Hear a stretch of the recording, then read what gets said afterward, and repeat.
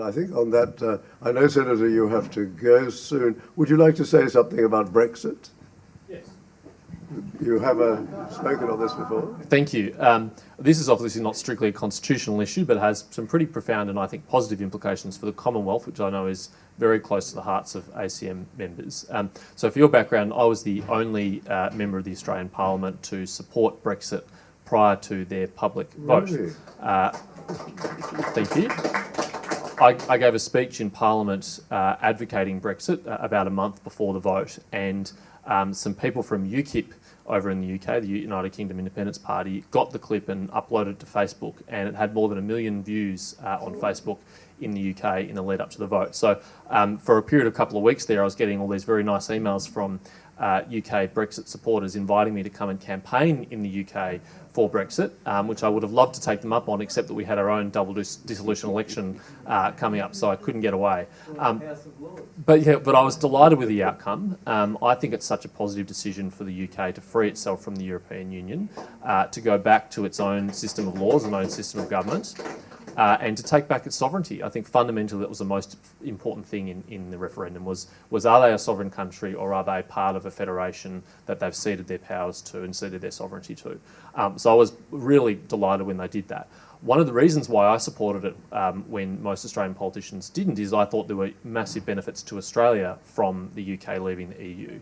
It's the UK's membership of the EU that first damaged our trade relations with them, and since then has prevented us from reaching a free trade agreement with the United Kingdom, which we almost certainly would have already reached by now had they been an independent nation able to reach their own free trade agreements. And it's because of the fact that the UK has no control over the migration from other EU member nations that the non-EU migration to the UK has been so sharply limited, and that it's had a severe disproportionate impact on Australians. So there's a bizarre situation where Australians who fought alongside the British in every major world war had to line up when they arrive at Heathrow as foreigners, and people who in not too distant memory were fighting against the UK in war sailed through the preferred EU immigration line, which I think is a really bizarre thing. So one practical idea that I'm now advocating to take advantage of this opportunity is an idea that others have advocated first, which is called CANZARC, a free trade, visa-free travel area between Australia, Canada, the United Kingdom and New Zealand. And the way I think it would work best is if we build on the existing agreement we have right now today with New Zealand, which is complete freedom of trade and not complete freedom of movement, but visa-free travel with some leftover powers to block criminals and terrorists and people with public health risks.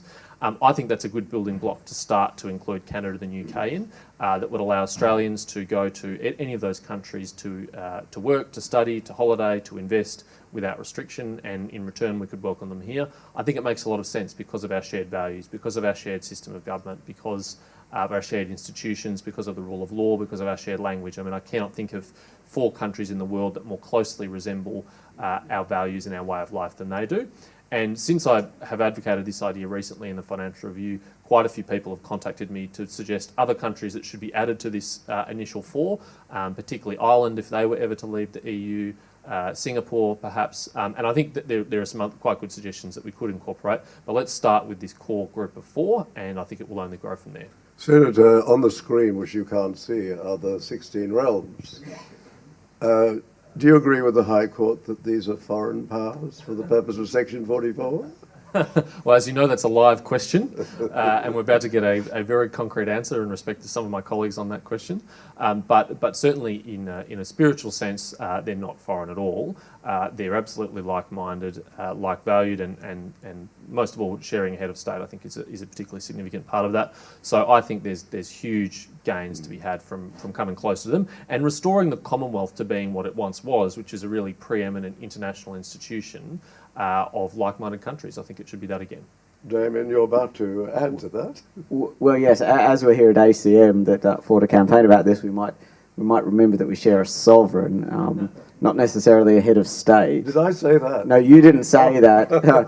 I wouldn't correct you on that. I wouldn't have it in there. But yes, those of us who've been in ACM a bit longer feel quite strongly about that. We have a common sovereign. Yes. This is a personal union, as was the union between England and Hanover when William and Mary came across, as is the union between Andorra and France, because the president of France is one of the two princes of Andorra.